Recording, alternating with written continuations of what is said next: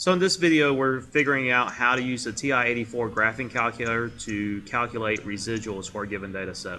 So as always, I suggest you copy down the data set. Your first column is your x's, second column is the y's, and I also suggest that you follow along on your own calculator, but that's totally up to you. So let's get started. So the very first thing that we have to do is we have to get put our data set into our calculator. So if you're not sure how to do that, refer to the previous video, but I've already done that. Next, we have to use our calculator to find the equation for our prediction line. For this video, I'm going to use the median line. So, again, if you're not sure how to do that, refer to the previous video. Okay, so I'm going to go ahead and do that real quick. And so, I'm going to round to 2 decimal places.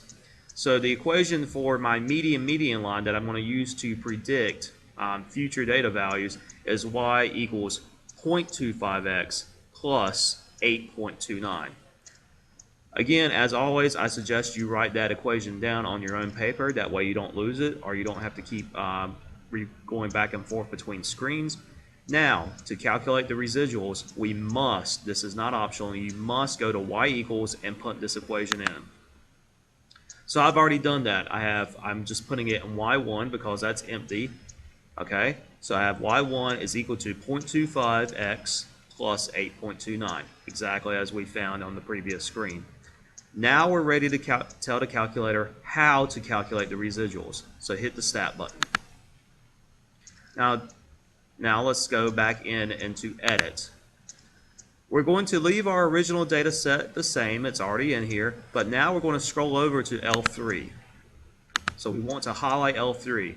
Once L3 is highlighted at the top, you might notice that at the bottom of the screen we actually have an equation, L3 equals.